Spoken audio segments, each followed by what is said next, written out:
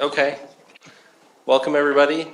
My name is Jake Pearson. I'm going to call to order the Joint Planning Commission meeting with Murray City and Mill Creek. So welcome. Thanks for being here. We're going to have no public comment during this meeting, so most of the stuff I say, I'm not going to say, but I think we should probably introduce ourselves. So I'm just going to pass the mic down, and you can just state your name and who you are, unless there's anything else I need to say. Zach left, so no, here you go. I'm Mike Henry. I'm the very newest member of the Murray City Planning Commission. Is that what you want to do? I'm Maren Patterson. I'm on the Murray Planning Commission. I'm Lisa Milkevich. I'm also a Planning Commission member. I'm Travis Nate, Planning Commissioner. So here's a question I have. Which one of you represents the station area? What district is the station area in? Is it three? We got a map. Probably, is it one or three? I think it's one. Okay, I'm three. But I'm really close to it. Okay. Can I ask you this? Oh, we're going around. That'd be me. Oh, okay. Thank you. And then we have Laura. Who's that Laura? Or whatever. Ned. And live in. And live in one. Okay. Well, now that we got that settled, I'm Christian Larson, Mill Creek Planning Commissioner. Diane Soul, Mill Creek. Sean Lamar, Mill Creek Planning Commission Chair. Ned Hacker, Murray, Planning Commission. Vicki Reed, Mill Creek. I'm putting this back down here. I think Zach's going to introduce them, so we'll let that happen later. Does Mill Creek need to call to order their meetings? I think you probably do, so let me pass down the mic so you can do that. We have this microphone down here Oh, too. there we go. Yeah, we do. This is Sean Lamar, Chair of Mill Creek Planning Commission. Call the meeting to order for our members here: Christian Larson, Diane Soul, Sean Lamar, and Victoria Reed. Thank you. Susan, what else should we do? Okay, we're going to turn them over to you. Yes, please do. I'm Christine Richmond, and I am the principal in charge of planning for GSBS Consulting.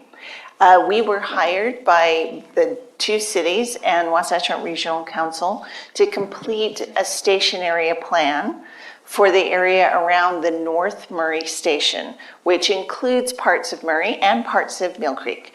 And so we'll show you that on the map in just a few minutes. Also with me today is Erica Shimleski. She's also with GSBS Consulting, and she is the project planner for the project, for the station area plan project. So sometimes when I get stuck, she will shout out the right answer.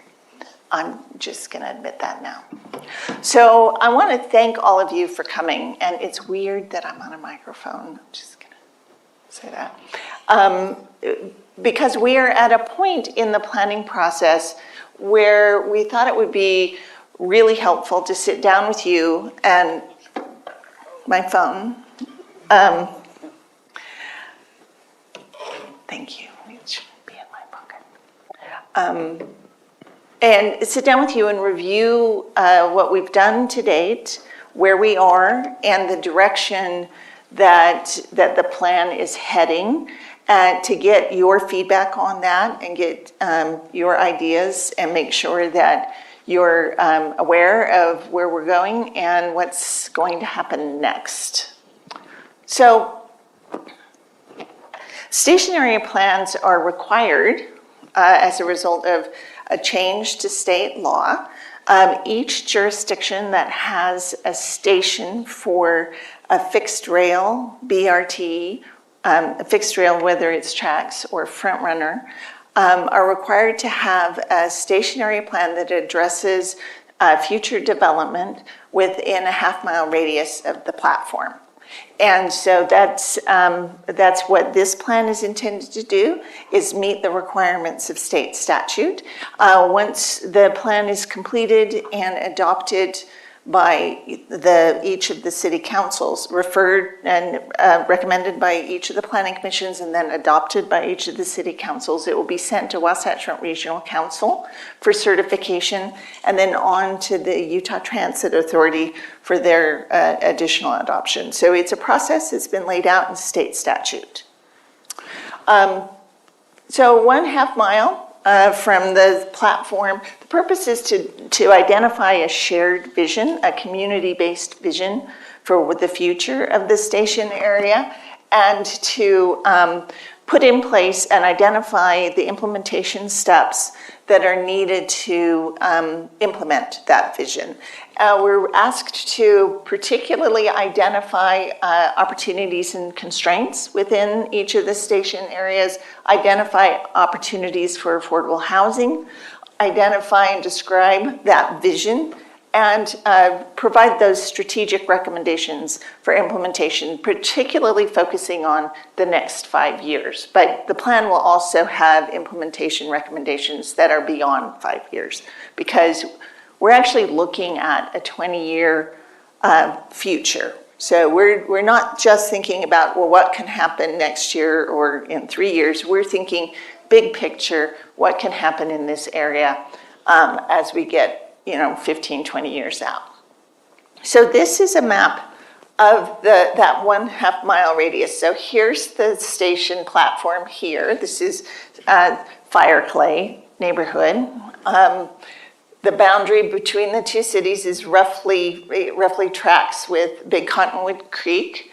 And so this is the Mill Creek area. This is the Murray area. We have State Street, 4500 South, the Trax line, the Union Pacific line, and Interstate 15, which are major roadways in the area as well, or barriers to connectivity as well.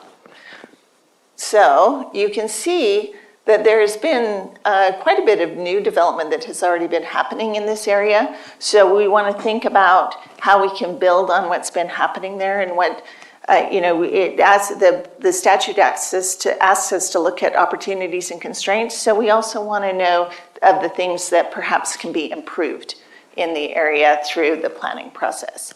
So any questions about that? Just for my mental state here. The bottom is really south and the top is north. Yes. Okay, just checking. And the circle represents the 1/2 mile radius, right? That's right. This is a 1/2 mile. Okay. And north and south. So the station's really in Murray. The station is in Murray, but the 1/2 mile radius extends into Mill Creek. Okay. Which is why Mill Creek is participating in the planning process, because the statute isn't just on who has this actual platform, it's anybody that the 1/2 mile radius touches. Okay? So our planning process is happening in 3 basic phases. The first phase is what you have, which is where we spend a lot of time walking the area, talking to a lot of people, talking to stakeholders, looking at existing plans, each of the city's general plans or other types of plans for the area, but also the regional transportation plan, trails plans, all of those different plans, and bringing them into our analysis to make sure that we start from a really good base of information. It's also where we had our first phase of community engagement, which is where we asked a lot of questions about what's working and what's not working in the neighborhoods down there that we might want to address as we go through the planning process. And then we started to talk about, well, here's what it is today. What is it that we want to be? What does this neighborhood want to evolve into as we're thinking of the future? And so we've done a lot of talking. We've had quite a bit of community engagement. And this is where we are. We're starting to identify the preferred approach moving forward, which is why we thought it was a good time to check in with each of the planning commissions. And then once we get through this stage of the process, we're going to start putting together the graphics and the information and the implementation plan that will be the map for getting to the future, that shared vision of the future. So what have we done so far? So we started by mapping and putting together a lot of information about the area, including existing land use, transportation. We pulled crime statistics. Those of you in Murray know that this is one of the areas that has had a higher rate of crime than other neighborhoods in the city. And when we looked at the crime data, that's also true of the area in Mill Creek that is down in this area. Is that just in the last 4 or 5 years? It's a change in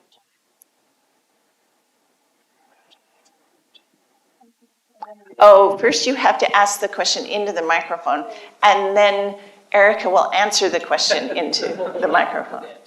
And can I ask a question? Would you rather me hold my questions to later?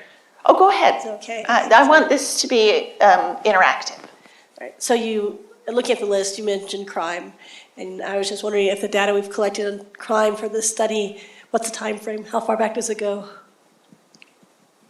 So for comparative data, we only looked at a year because the data is different, how Murray classifies data versus UPC. Mill Creek, UPD, yeah. UPD. And so for the mapping of the crime statistics, we have a year showing, but we did look at around 5 years. So we've seen an increased trend. Well, and that's why I asked, because I think before it was developed, there was less crime. With the new development, there was more crime, but then yet, more recently, the crime's been addressed differently. We're hoping to see a dip in crime, so I'm hoping you look back far enough to see all that. Yeah. And crime statistics are a lagging indicator, right? Because they're not reported live, right? So they get collected at a different time periods. So we also looked at safety considerations, which separate from crime would be crash data, pedestrian safety information, bike safety information, environmental, housing data, economic opportunity, and community assets. So we mapped all of that to take a look at how the area is currently functioning. We also launched a website that is a tool that we use to communicate with the community as well as to generate input. There's surveys and opportunities for people to put things on the map and tell us about things that are happening in the neighborhood. And it's an interactive tool that not only allows us to hear, as the consulting team, to hear from people in the community, but they can actually start to have conversations with each other. It's similar to any other social media where if someone posts something that someone likes, they can give it a thumbs up. If they dislike it, they can give it a thumbs down, or they can even make a typed out message response. We've had several in-person events as well, 2 open houses, and then 2 probably 2 more opportunistic. Erica and one of our other colleagues went to the Front climbing gym and talked to a lot of people. It's a very popular place. They were having a band that night, so they had a big turnout. We also gave away coffee, juice, and donuts on the UTA platform one morning after sending out a postcard to every address within that half-mile radius, inviting them to come and tell us about the station area. And we've had a pretty good turnout. I mean, the area has a few thousand residents, and so sometimes, when we have 20, it might feel small, but it's not that not a big area. So we've also had a series of stakeholder meetings and stakeholder interviews. The technical advisory committee includes the police departments, the engineering departments, and other technical people from each of the cities, as well as representatives of UTA and UDOT. The Community Advisory Committee includes other groups that are also responsible for providing services. We have tried to identify residents of the area, but homeowners and residents. We've also had one-on-one interviews with a number of people about the area. We've met with some of you and some of the city council members one-on-one. And we've also had regional technical expert meetings. There's a group called SAPTAC at UTA that we meet with to talk about operational issues that we need to take into account when we're doing a stationary plan. So this is the current land use map of how land is being used in the area. This pink is the industrial. So the history of the area, as all of you know, is that it was an industrial area that when the station was first opened, when the first blue line for tracks started, this was one of the first areas that started to see some transit-oriented development, some new housing. Sorry, I'm going to cough into the microphone, and I'm sorry.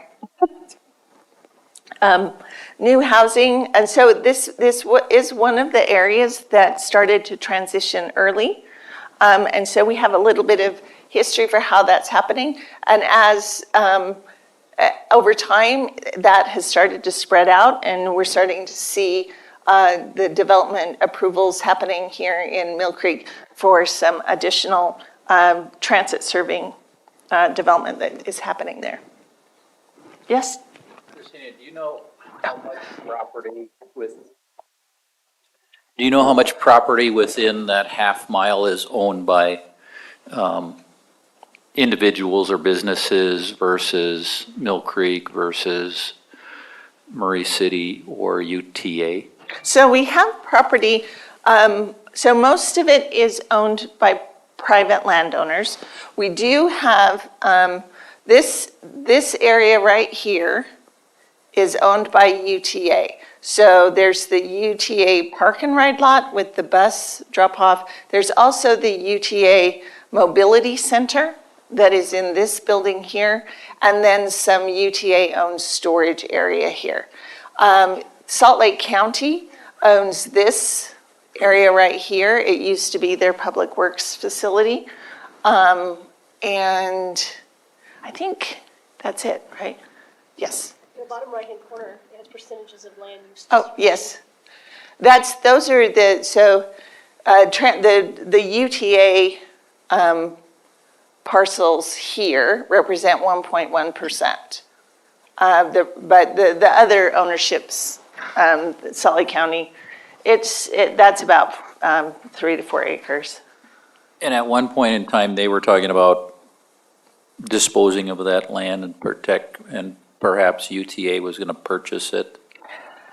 So there have been discussions between Murray and Salt Lake County and UTA about, sorry, I have to do this so that my little light is right. So this is Burke Hill Boulevard, and is that right? And the plan is to extend Burke Hill. It comes to here right now, roughly. To extend it further to the south and then turn towards Main Street to get additional circulation in this area. This parcel right here has an approval for a new apartment complex on it by Evergreen, in case you guys remember that. Oh, thank you, Susan. Salt Lake County has been in discussions with potential developers to put housing here on their parcel here. Part of that discussion would be to pick up at least part of this UTA property.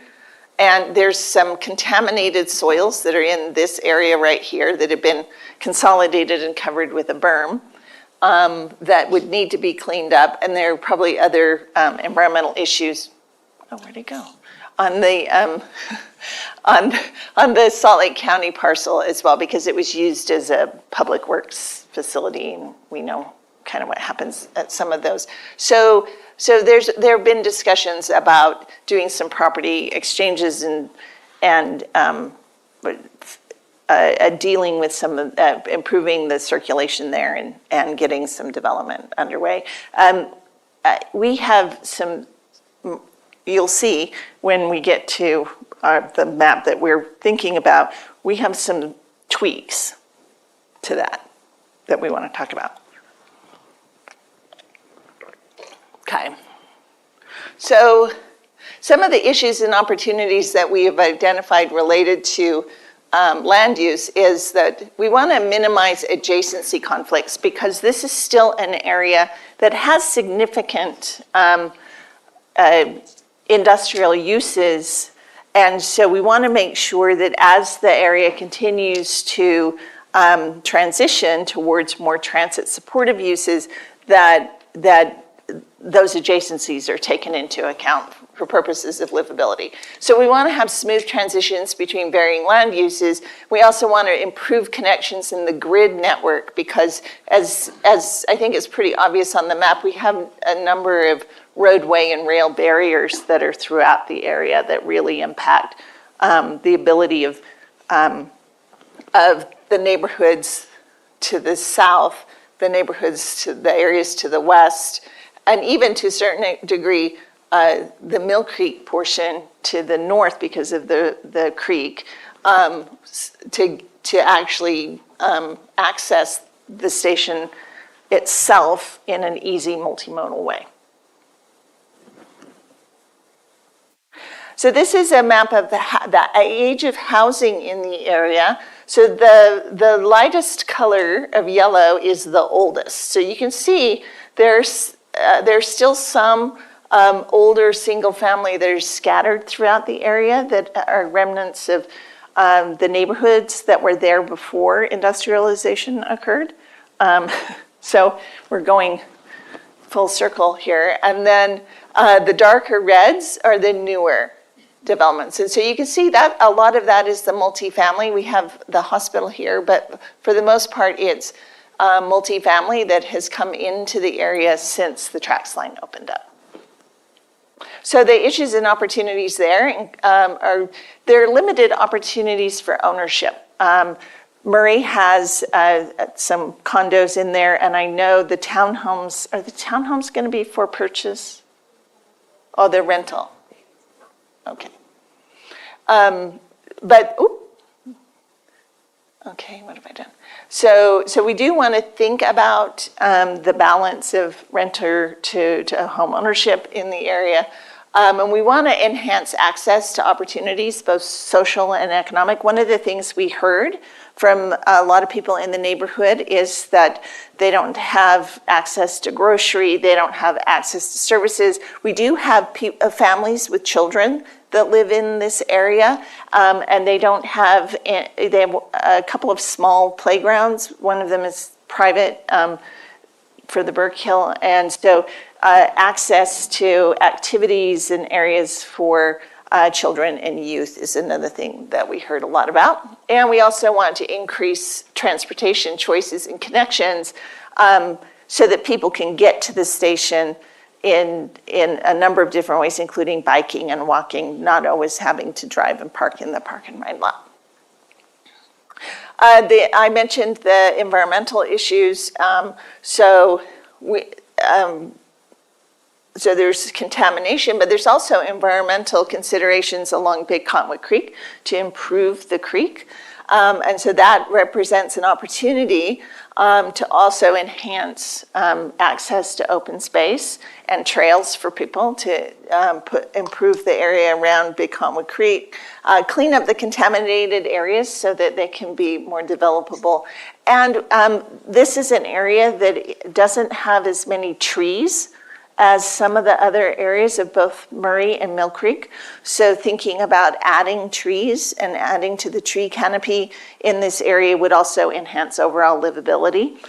We did hear that there's a trail that runs along the tracks and then along the creek. And particularly the stretch that runs next to the track. There are no trees there, and we were there in August, and oh my goodness. So, yeah, that's another opportunity to improve livability. So this is a heat map of the crime. And so you can see this is the 1-year data.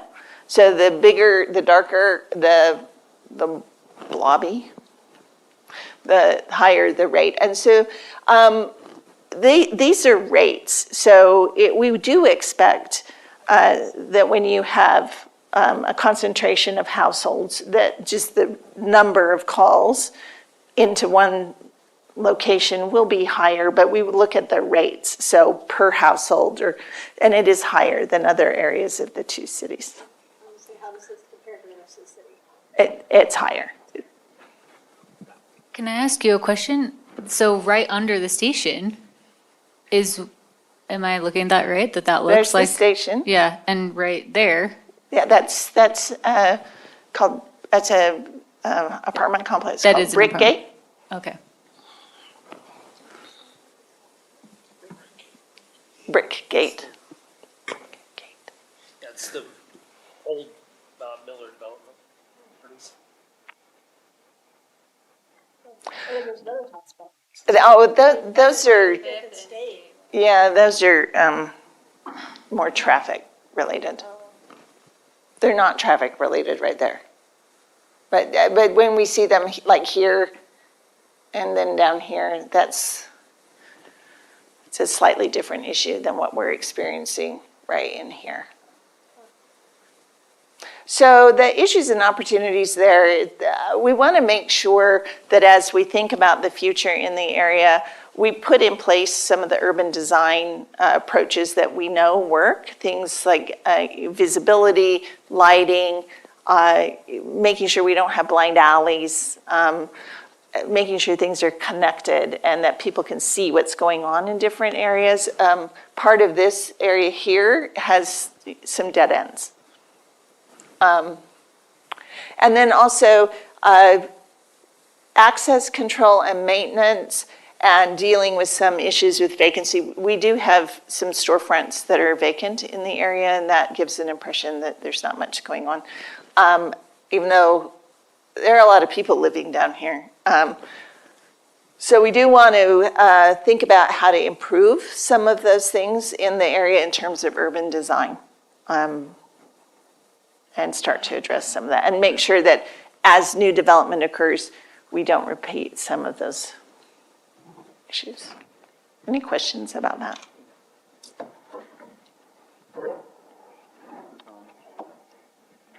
I see you have a proposed, proposed road connection north of Big Cottonwood Creek. And that goes right through what I know we've already approved of as a high-density, another apartment complex. I wonder if you've included that development in your plan? Yes. Okay. And if that dotted line isn't exact to what was, it's roughly, is that right, Rob? It's part of their plan. It's close. Okay. I have a question. You were talking about the need for more trees along the river. Whose responsibility do you see that as? The developers or the cities, or is there grants for that kind of thing, or? So the answer is, it depends on whose property it is. So if it's private property and a development proposal comes in, we would recommend that adding trees to the area would be one of the requirements of development. If it's along the trail that is owned by the jurisdiction or by the UTA or whoever owns that trail, putting that into the capital improvements plan to get some of that taken care of would be another strategy. And there are grants from Tree Utah and other organizations to help add canopy to our areas. And does Mill Creek own any of the land along the Jordan River, or is that all like mostly private or industrial? The creek, yeah. No, Mill Creek doesn't own any of that land. Anything? Okay. So connectivity is a pretty significant consideration in this area. I've already mentioned a lot of that, but in addition to the barriers that are obvious, we also have some gaps in the sidewalks throughout the area. We have we don't have enough crossings across some of those major barriers on State Street from 45th South to 39th South. There are no crossings. Mill Creek has included in their plan, is it your general plan? A new crossing that is roughly like right up here. Surprisingly, UDOT seems to be blessing at this point. We all said, is that what that email really said?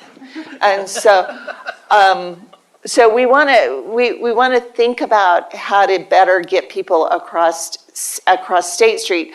At our platform event, we had several people come and talk to us who live in this neighborhood here, and they don't actually use tracks. What they use is the 200 bus on State Street, and so which is great when they're going north, but when they're going south, the current stop is about here, but to get across the street, they have to come, if they're going to do it legally,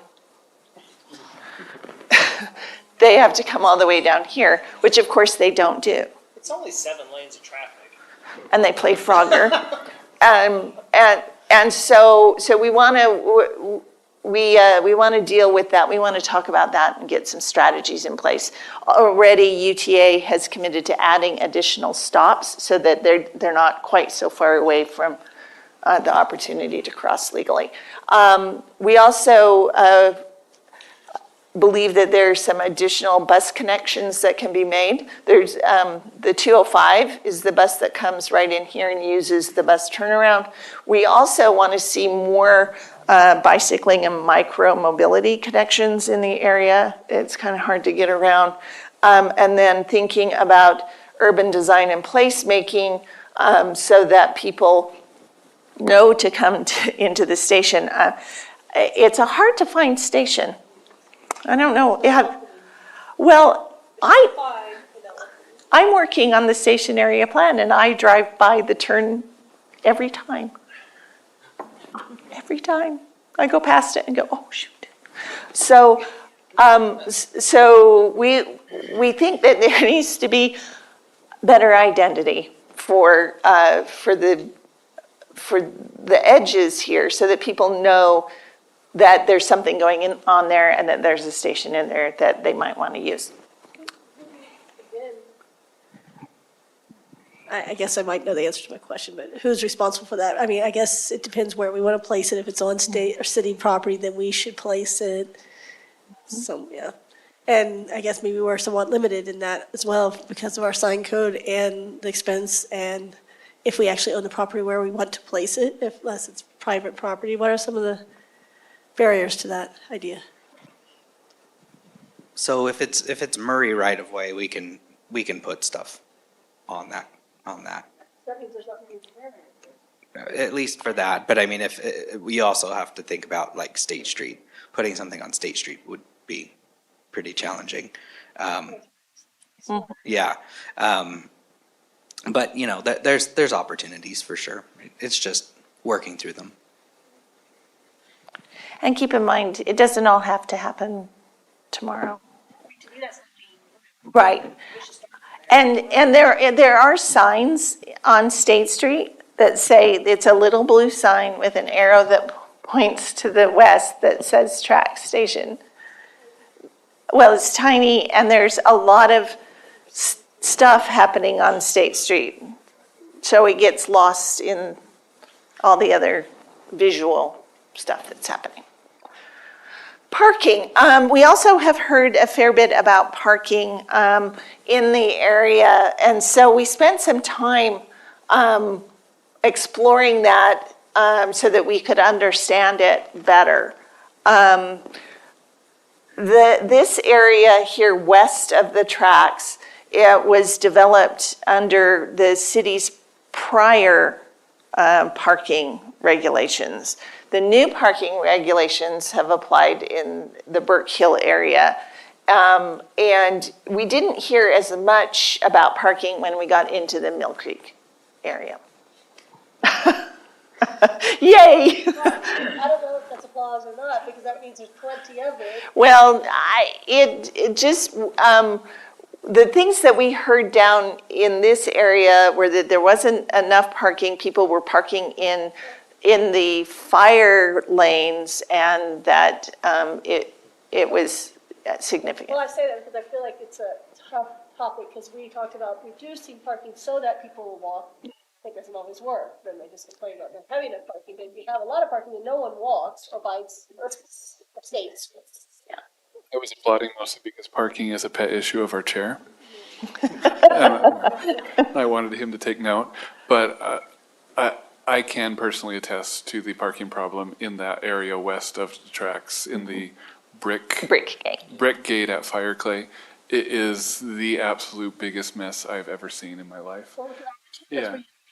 But now I understand it was planned under a previous regime, so that makes sense.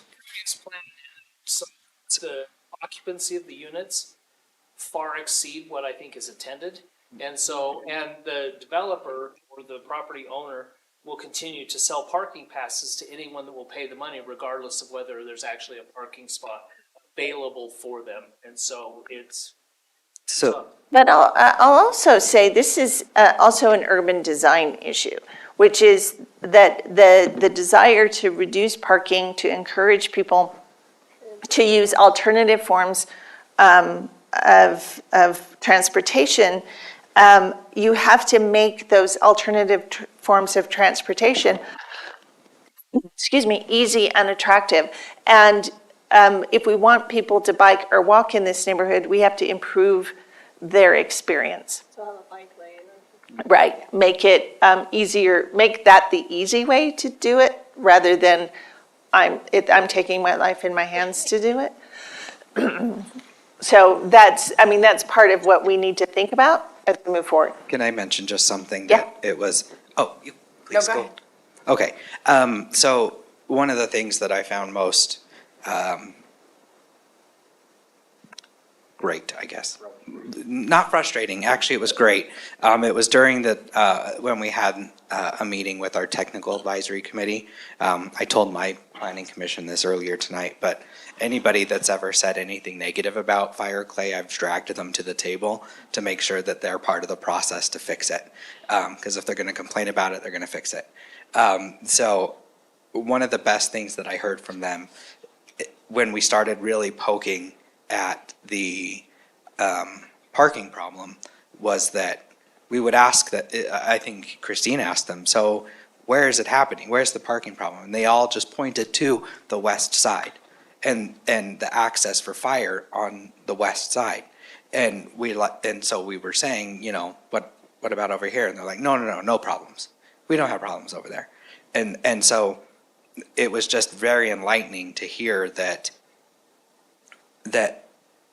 was the case, but it was also kind of discouraging that everybody has just taken Brickgate and Avita and lopped them in as Fireclay and taken the whole district as the problem instead of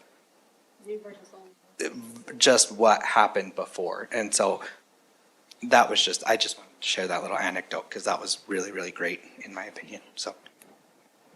Okay, so you might be going to talk more about this, but you mentioned that there's bringing that one street down but then you have it turning to go out to Main Street instead of going directly to 4500, which if you're coming down 4500 and you can make a right-hand turn, why would you make a right, a left, and a right?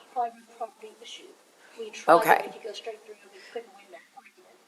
But it's currently owned by Salt Lake County, you said. So Salt Lake County's not willing? There's a significant grade difference there as well. Okay. Because to me, the friendliness of this is totally around that however many feet. So 4,500 South starts to dip down right after the Main Street Yeah. I know intersection. exactly.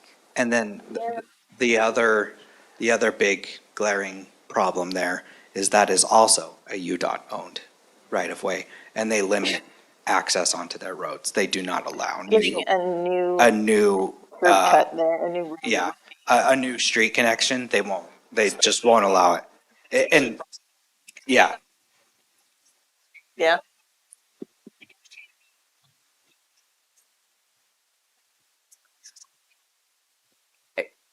There's a difference between common sense and logic versus we've always done it this way. Is Yeah. that what you're saying?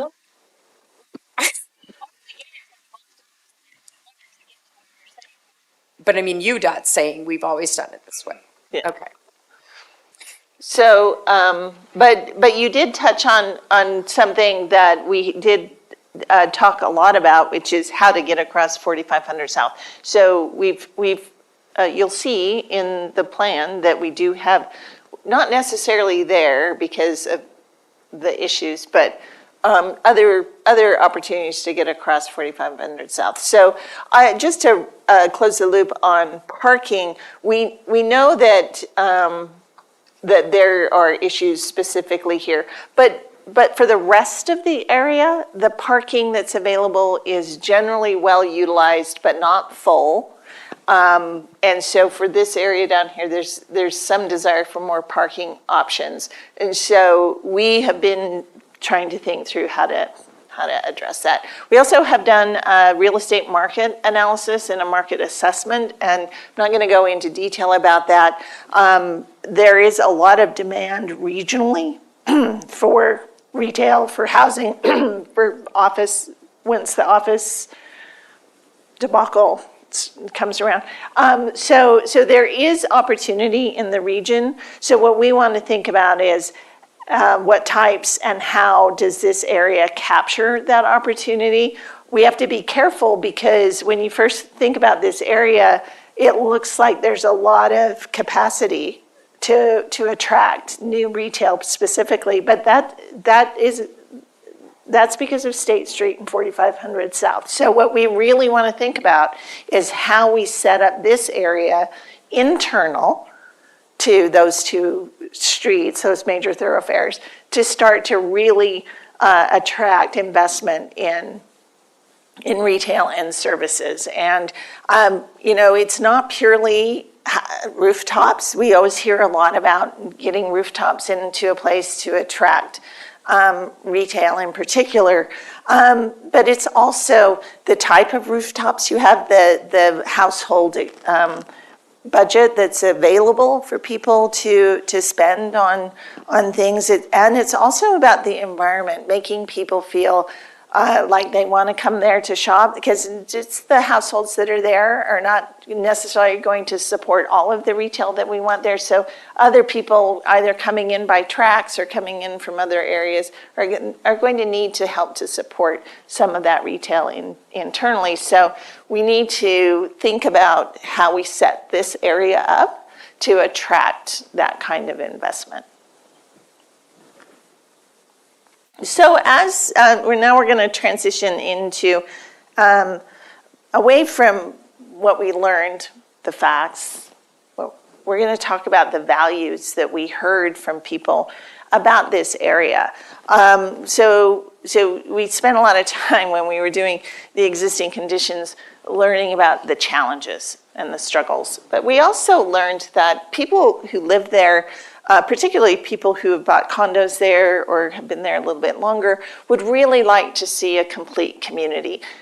They would like to see amenities, additional amenities, opportunities for them to get together and get to know each other, opportunities for social interaction, and also a chance to buy eggs and milk and bread without having to get in the car and drive away. And so the quality of life can be, go back. can be enhanced through opportunities for that type of interaction and social vibrancy. They also recognize how there are dead ends, and so increasing connectivity, and also promoting the urban design quality. There's some really good stuff that has happened over there, and so continuing that, the urban design approaches that have resulted in some cool buildings and some great streetscape, so that people feel like it's a place that they like and they recognize. And then improving safety and the perception of the area are also values that inform the direction that we think that we're recommending for this area.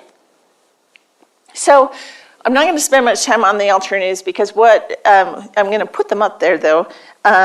What they did was think about where the center of gravity for the station area should be. Where should we put kind of our attention in terms of attracting people into the area, and where should that focus be? And so we had three options. One is focusing around the station platform itself. One would be to use Main Street as kind of that linear focus. And then the other one is to really expand the overall station area, take that core that has been doing quite well and expand it out and make it a more comprehensive transit-oriented community that has greenway connections, that has a mix of land uses and really improves the overall connectivity. So we kind of landed on that one. So this is the sketch of what we're thinking about now. I'm going to turn my back to you, not because, but so I can see what I'm pointing at. So the scenario improves the overall connectivity through a number of methods. One is really kind of the backbone to this is this greenway system, which would be a trail system that improves multimodal access. So this would be a tracks line adjacent trail, similar to there is a stretch of that already in place. There'd also be trail along Big Cottonwood Creek, so we get, east, west, and north, south. And then there would be additional greenway connectivity interior to the overall station area, including along this edge of 4500 South and using the Main Street and 4500 South crossing to get into this area. We have some single-family development homes in here, but also putting a pedestrian bridge adjacent to the current tracks line so that we can extend pedestrian and bicycle connectivity to the south as we're doing a similar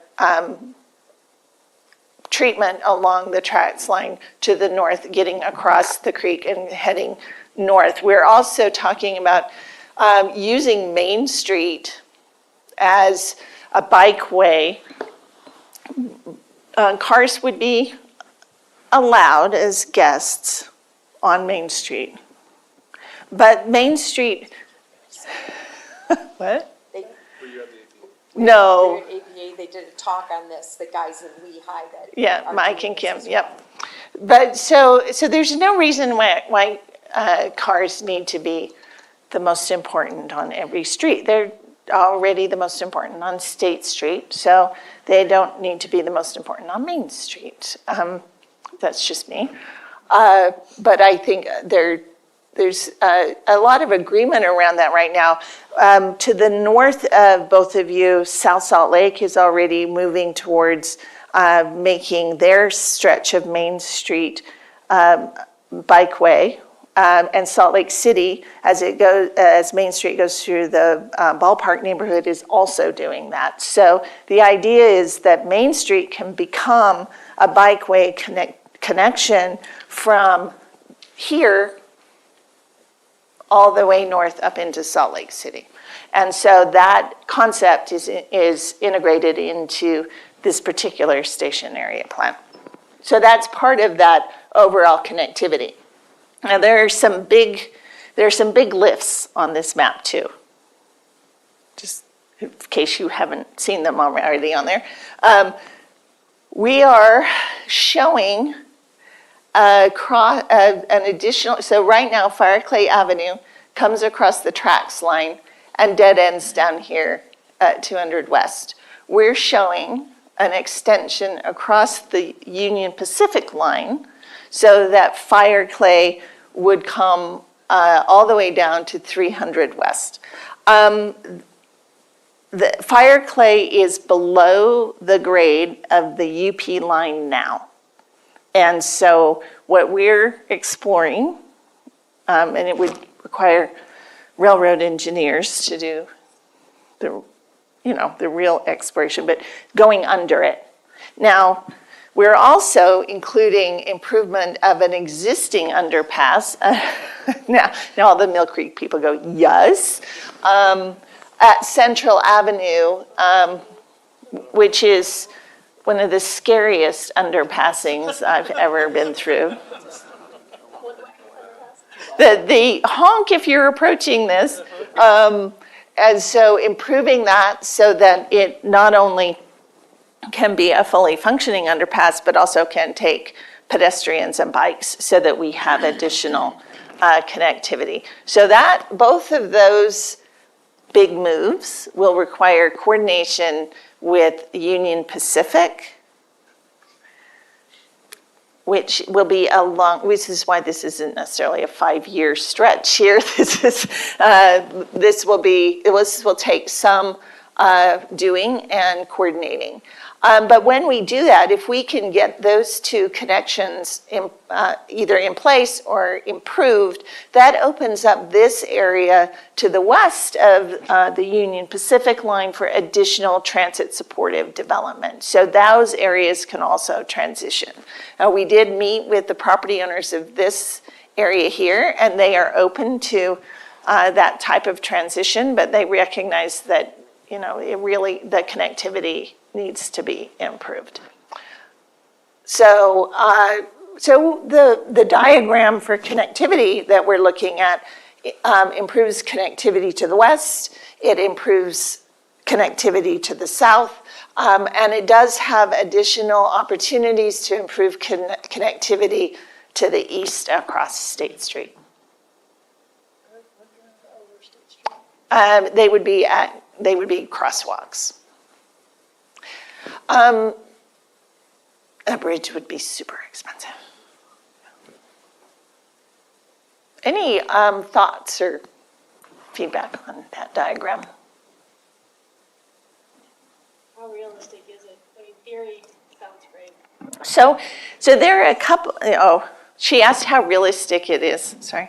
There are a couple of things playing in your favor right now. The federal government has a Connecting Communities grant that I think dealing with these issues right here would be a pretty good submittal for that grant. And once you have the Connecting Communities grant from the Federal Department of Transportation, they have a little more pull in getting Union Pacific to the table.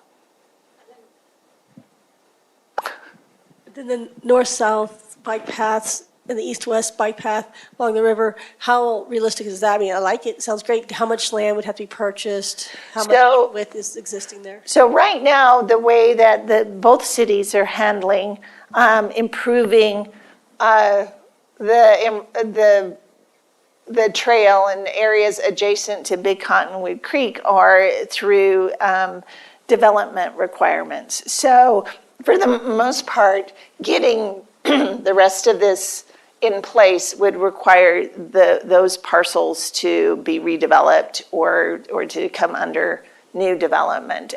But it's been working. It is a strategy that both cities are using. and it's effective when the opportunity is there. So no, it doesn't necessarily require going out and purchasing it, but the cities both require setbacks away from the creek for the health of the creek, and those setback areas can be used to install trail. What about on the east side, outside of our development area here along the creek? There's some pretty significant hardscape that's been installed due to flood mitigation. Is a trail system along there realistic, or is that something that be able to be dealt with? And then sorry. So some of that is going to be very difficult. I would probably focus my time more on moving this area eastward because it gets westward. Yes, sorry, because it actually gets easier once you're able to get underneath I-15. Because all from I-15 to the Jordan River, on both sides of the creek are owned by Salt Lake County. So that could connect to the Jordan River Parkway a lot easier. The Big Cottonwood Creek side going pretty much through Mill Creek and Murray, it's all pretty much residential backyards through Up most here, of it. yeah. Yeah, and even through the rest of what is in Murray, it's all residential backyards. That'll be very difficult. So probably not realistic to continue it, at least not in the next 10, 15 years. Yeah. But using the creek system is a sort of regional goal to help with connectivity. And then what about that idea of putting a park above 4500 South? Is that still contemplated, or has that been? The lid? Yeah, the lid. Oh, the lid. Okay. Oops, now I'm dropping other things on the floor. So what we're talking about is because 4500 South is below grade relative to the development on either side here, it is possible. Like we do in Dallas? Yeah, like in Dallas, and there's one in Boston, and there's one in Phoenix, where they cap the highway and connect the two sides. That is not out of the question.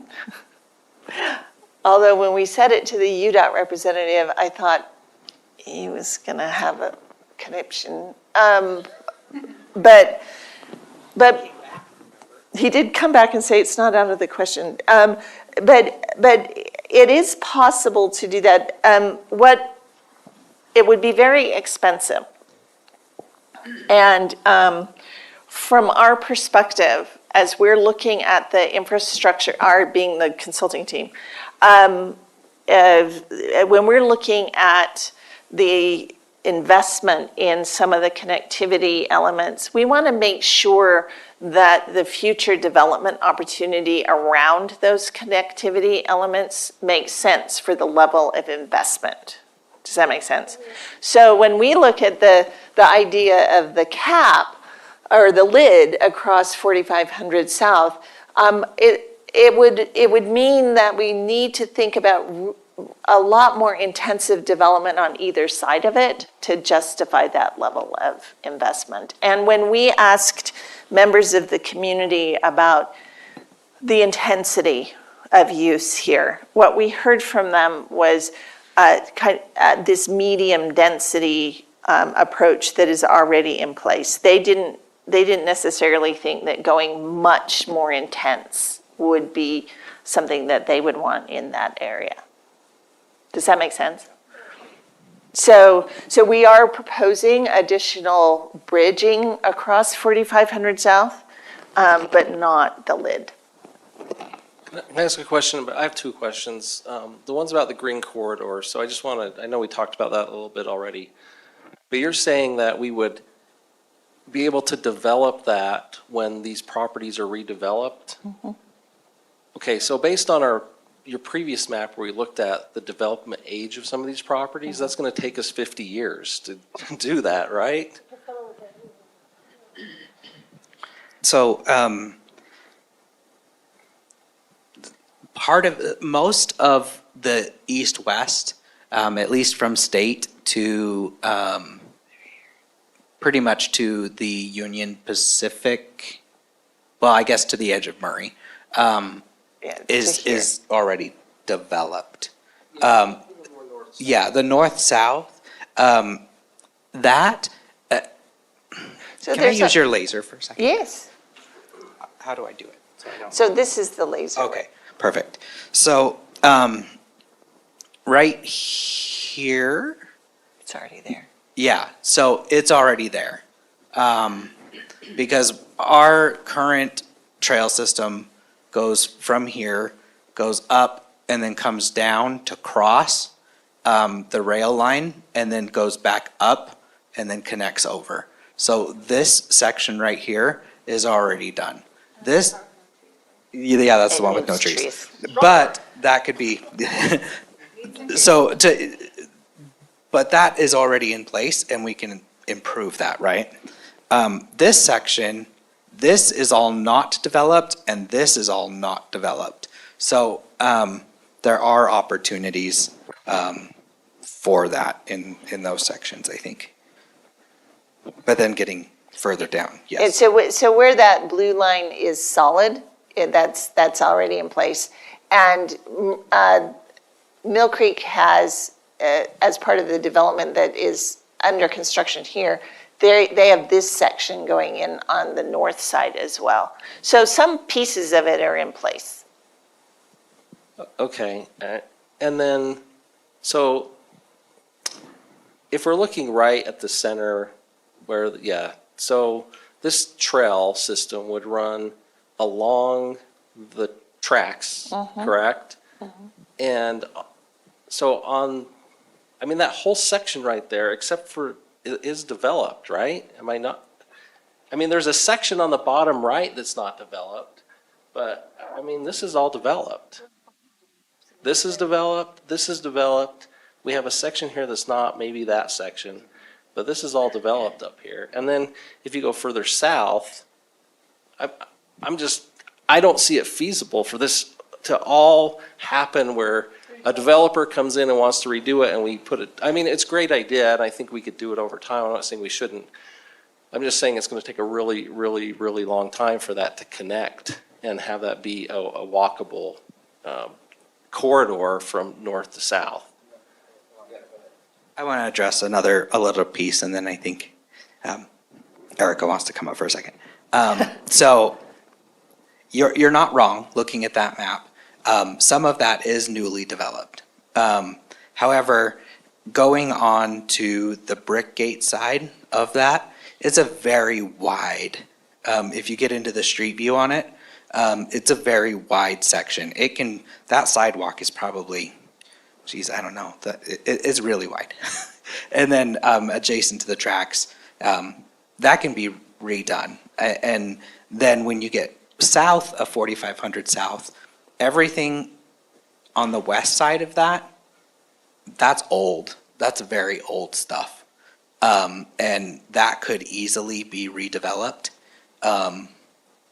and push some of those, even if it's, I mean, even worst case scenario, it gets redeveloped as another manufacturing, because that's what the zoning is right there right now, is manufacturing. If it gets redeveloped as manufacturing, we could still move that further west and widen that corridor.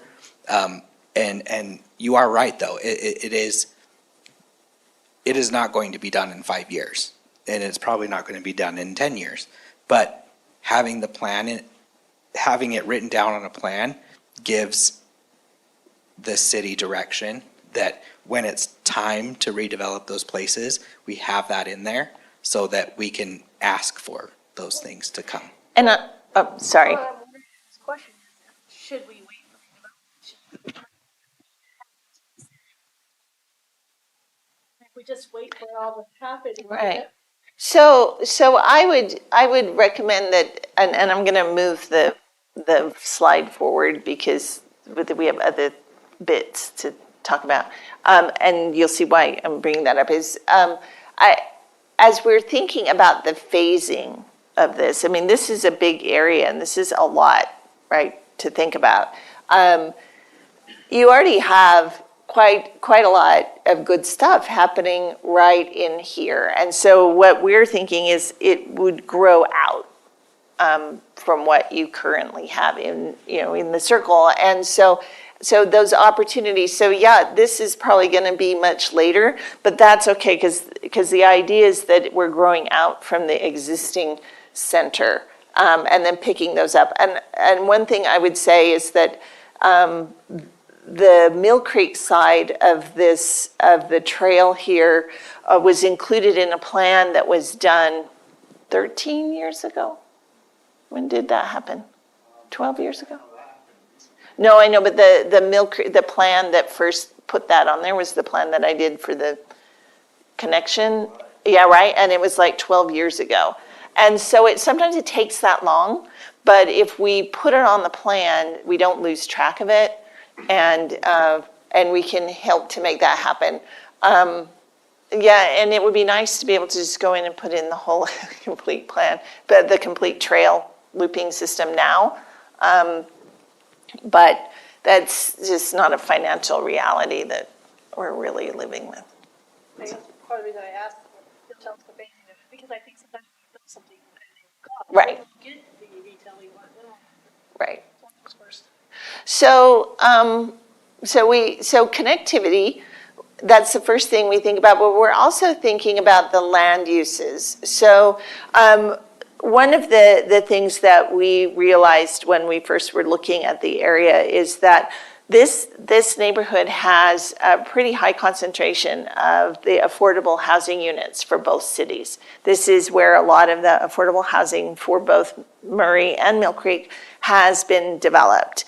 And so in order to really attract the kind of services and amenities and stores that people are asking for, we need to make sure that there's more diversity in the types of housing, both rental and ownership, but also market rate and affordable. So I'm not saying stop building affordable housing here, but I'm saying build market rate housing here as well.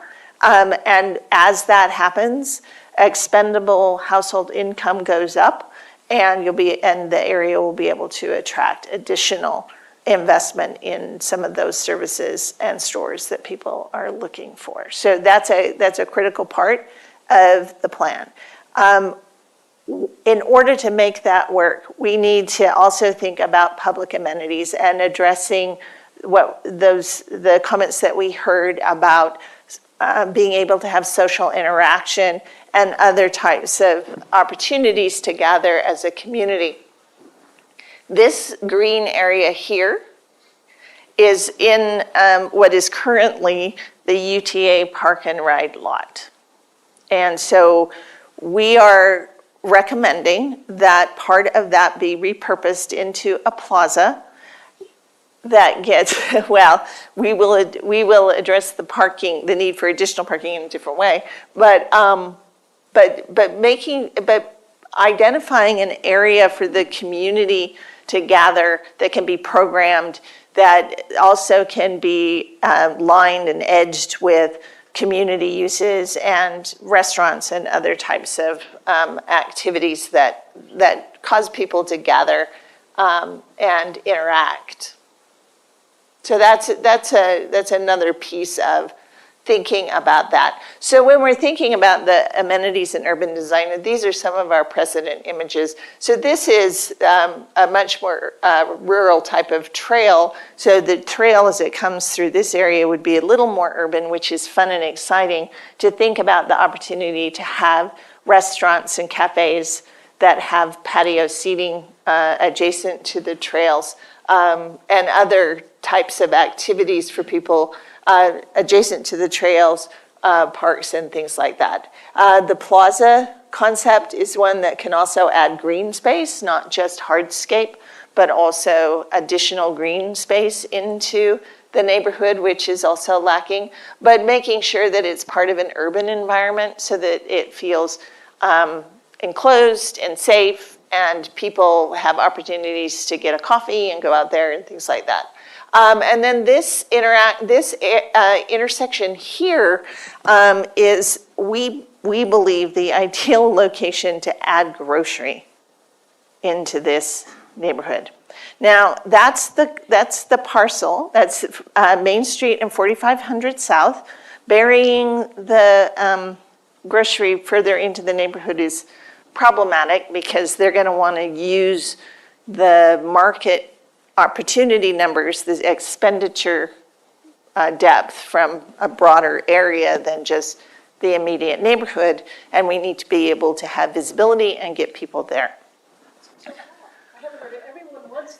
Right. Well, it will probably require finding the right fit of a grocer. We're thinking more along the lines of a public market with fresh foods and vendors that are within the market rather than, say, a Harmon's or whatever.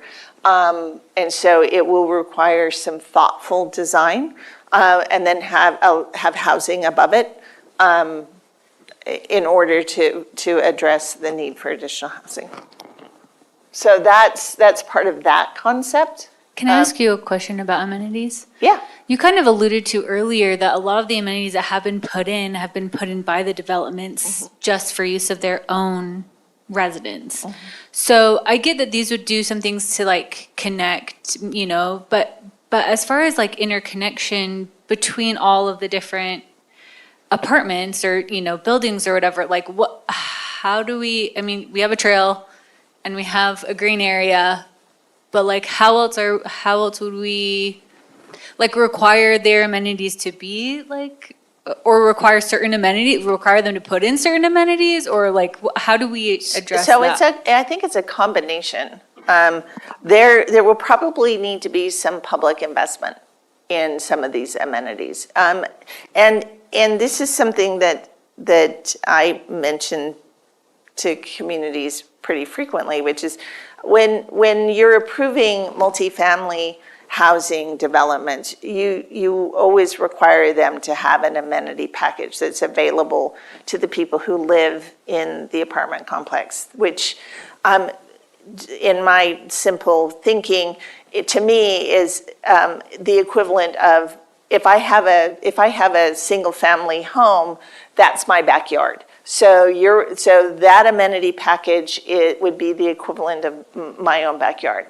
But my city, and both of these cities also provide public parks within those neighborhoods where, you know, people have backyards, but they also have public parks where everybody can go from all the different developments and gather and interact. So just because you're requiring an amenity package as part of the multifamily development doesn't necessarily mean there isn't a need for a public park there in that neighborhood as well.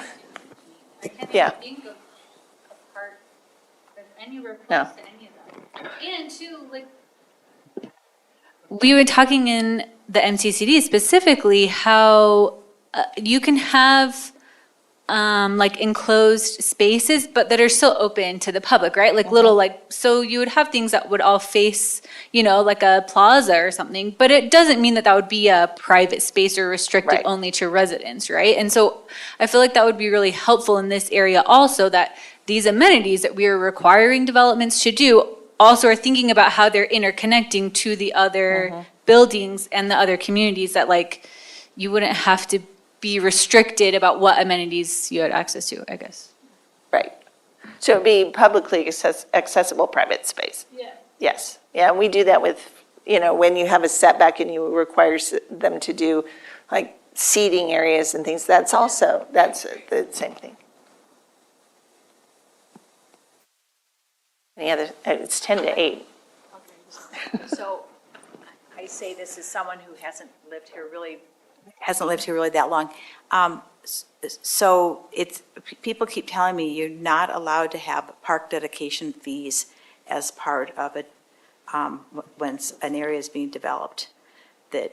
So I want you to react to that. I come from a place where if a developer is putting in a big project, it's not just about having some open space or amenities, but they have to put money that goes towards park dedication so that at some point a city will have enough money to buy a park. Both cities impose park impact fees. So that's exactly what they are. For each new door that is developed, each city charges a certain amount that goes into the Park Impact Fee Fund that is then used to invest in new parks or new park amenities in order to serve, to make sure that the growth in the number of people in a community, that the level of service for parks keeps pace with the number of people moving in, so that the new people aren't eroding the level of service for existing people, but that they're getting the same level of service. So that both cities impose park impact fees. So there is a fund for that. Okay, I feel like I've asked this before, but so it's my not I didn't understanding something. misspeak, did I, He's saying Robert? yes. You're saying yes. Okay, it's just that we're a new city and we don't have very much money saved. Right.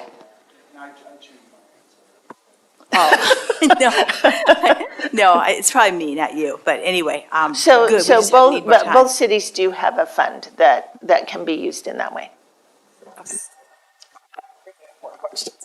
Okay, so I want to take up your point for just a minute, and I think it's additive to yours.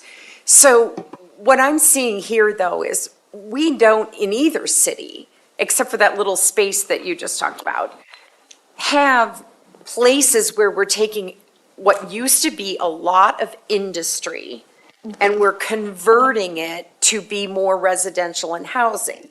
So and I'm new on planning in Mill Creek, so I'll ask the question, do we have in this space some green space where we're saying this needs to be a park? That you know, we have all this industrial stuff, and yes, we're gonna let developers come in and develop, but are we saying that on the west side where we're gonna build a new road over where that purple and orange is over to the I-15, do we have a park in there somewhere? And can we put a park in there somewhere? Like, I don't understand, like, why can't we? It's not developed yet, right? Right, and I totally understand and agree with your point. I think that because that barrier for the Union Pacific, so for the west side specifically, in all honesty, this plan will probably evolve over the next 10 years. So yes, we're looking forward to that stuff, but it's not getting down to that granular level, right? And then, so and it will actually come as kind of the next process as well. So as part of this, we'll get an implementation plan, right? And then both cities, Mill Creek and Murray, will probably continue to work together on making some sort of unified development, you know, so it seems more unified across both cities. And in that, you know, it'll probably be some sort of code. And we can require, you know, a certain percentage of that is going to be used for either public open space or whatever. And we'll get more into that more granular. I'm saying that word right? Right, Okay. that's right. I'm questioning whether I'm saying the words right. We'll get more into that more fine grain detail. But you bring up a great point that I think needs to be addressed in the plan, and we haven't written the plan yet, right? Is that this area, as even now, as we've added households on both sides of the boundary, it doesn't meet the current level of service for park space per 1,000 population in either of the cities. And so this plan should address the need for that additional green space. And we have included some pieces, but what I haven't done, and we will do, thank you for triggering this, is actually put the number together to see how that impacts that level of service number that we want to think about, which, you know, for parks, we measure as, you know, acres per 1,000 population. You've probably heard that a bit. And so we'll need to look at that and make sure that the plan whether we actually identify where they should be, which is always a little dicey, that we at least include in the plan a goal and a strategy that level of service be attained. But to be clear, neither city currently owns a parcel of property that could To be do converted. that, right, that's right, that's right. But, you know, and it's, the more I think about it, it's so severely lacking in this area. I think, one, because it was an industrial redevelopment that we all are kind of just like, oh, well, whatever. But two, at least I know in Murray, those kids don't even have, there's not a school over there. There's No. not even a school, like, playground, grassy No, area. that's true in Mill Creek. as They well. all go and get bussed over, like, far away. So, like, they're really, like, especially on the Murray side, it's really barren. Like, there is, Right. yeah. And that is something we heard. It was the need for youth activities and something for the kids to do. Not just in this area, but even in Mill Creek over here west of the freeway, you've got the Sunnyvale neighborhood as well. They have a small community center, but they could use some additional resources. Well, there are a lot of kids in the Sunnyvale neighborhood. And then we have other neighborhoods that are developing over here that we could probably, they could probably use some services as well. So it's 5 to 8. And we have done all my actual slides. I managed it, so. 30 seconds. Yeah, And this is just an idea for future thought, probably with our planning staff on both cities, but I would be open to, rather than having, let's say we have a project that needs 3 amenities, rather than having a developer put those all in, maybe they just put in one and defer the other. So if there's another project and it makes sense that you have a larger amenity that's then shared, and you have a better overall outcome than just a dog walking area and some barbecue pits on every development. Maybe you have a dog walking area and then you have a better amenity Yeah. that's a combined. that's a good idea. I will have to explore how. And my one piece of feedback is, I understand your rationale for placement of that market, but the placement of that market, I also don't think is going to be conducive to bicycling and foot traffic, especially along 4500. You're going to get people going up to Smith and then coming down to this market and back and forth, and they'll need their car. So given that your rationale is sound for that placement, and given that we're looking out 10, 20 years, I would build into the plan a An vision for interior an one. internal Okay. market as well, Well, more interior to the I think neighborhood. this is, South. Is Yeah, there? right. There is a little one in the Yeah. one north of, Yeah. but I'm thinking closer to the core Yeah. for people who are bicycling in or getting off the station. They want to pick up eggs and bread right after work when they get off the station. Perhaps that's not feasible now, but 20 years from now, maybe it will be. thank you. What is the current residential population in the study area, and have you projected that out any? Wait, is it on here? I think it's about 2,200. Yeah, I was gonna say, it's right around 2,000. Yeah. And we have projected it out, and it's 7,500 in the 20-year timeframe. Just for, and I was trying to find this earlier. Not in there. I think the 2,000 is mostly on Murray side. And that is, I think, 20% of District 1 is just in Fireclay. Yeah. Sure. So I know that the ultimate goal would be to get some kind of grocery or amenities and things inside the Fireclay area. But it seems like how feasible if something went in like on State Street, right? Where it's actually like maybe kind of close enough that they could get there. They wouldn't need a car, more likely of a place for it to go. I feel like we've always wanted a grocery store. There's some high quality bars there.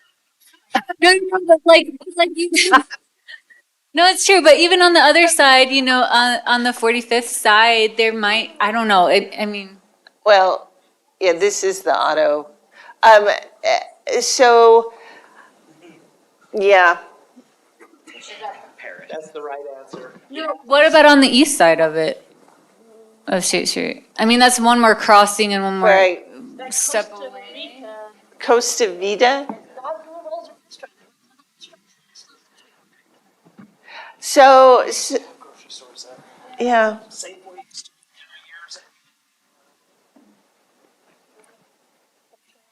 I was just, in trying to find some better public engagement places, Elvon, our economic development specialist, he has access to this software called Placer AI. It's not artificial intelligence, but what it does is look at cell phone data and where people are going and where they're shopping, where they're eating. Yeah, of course. But it was actually quite kind of interesting. We were playing around with it today, specifically in the Fireclay area. And to your point with that Costa Vida, I don't even think it's in the top 10 in the places that they go. Right. Yeah. So, I mean, right. And so, I mean, I think State Street is such a significant barrier that, I mean, maybe, I don't even know if it's big enough, but maybe north of where Paris is, maybe that's a place. It's the other place, thrift store, I think. I don't know if that would be big enough for a market. So I mean, this concept is not a full-fledged, that we're thinking of, it's not a full-fledged grocery store. If we wanted a full-fledged grocery store, you need a lot of depth of the parcel. And so the Paris parcel is deep enough. Reema's chuckling. But like these are probably not deep enough. The DI parcel is probably. They're community focused, maybe we can talk into it.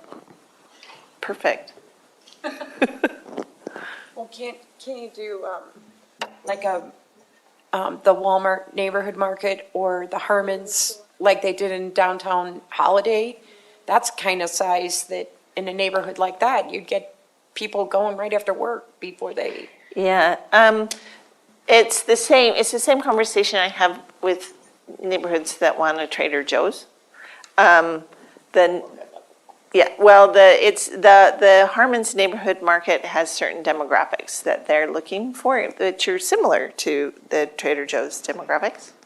And they're not the demographics of at least not today.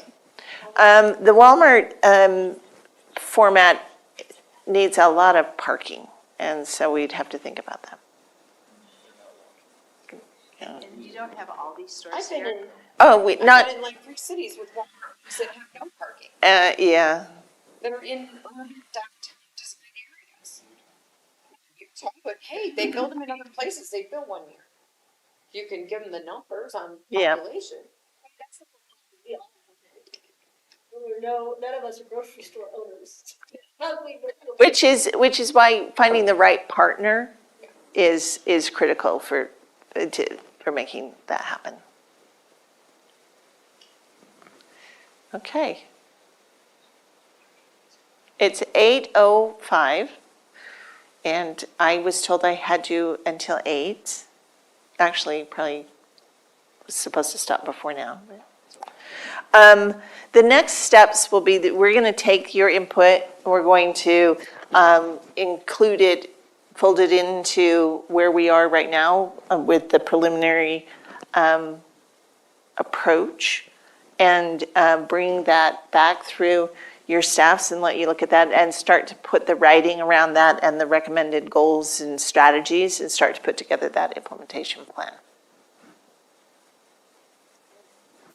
Right, so you'll see us again. I appreciate your time. This has been a great conversation.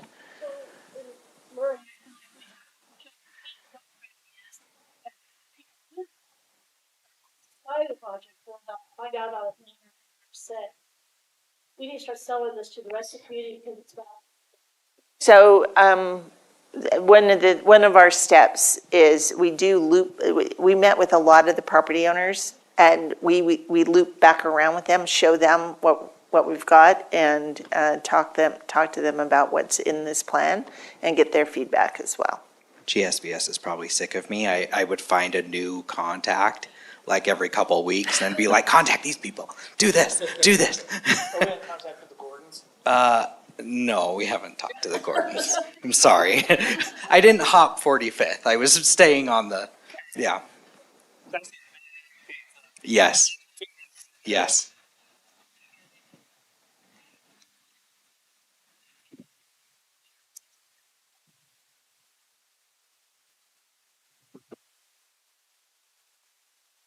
Okay. Okay. So I don't know how exactly this works. Do we adjourn? I think Mill Creek needs to adjourn. And then we have one small business item to Oh, take care of. okay. So, What did you have? Oh, yeah. So the Mill Creek Plan Commission will adjourn the combined meeting. Okay, now. Okay, thank you. We will be fast. We just have one very fast item.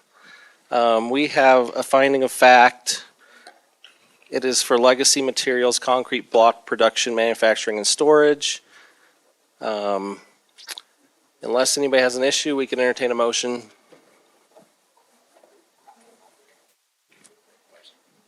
Ned's got it. Got it.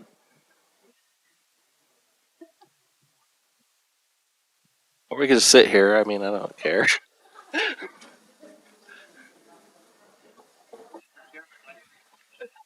Oh. I'm still on agenda item number 1. We're on 3. Mr. Chairman, I'd like to make a motion that we approve the conditional use permit for Legacy Materials. Excuse me, the finding of fact for Legacy Materials. Okay, we have a As motion written. from Commissioner Hacker. Do we have a second? That We got a was hard. second from Vice Chair Milkevich. All in favor, say aye. Aye. Any opposed? Okay. Zach, do we have any business or? Okay, I will not be here next meeting, so Lisa will be acting chair.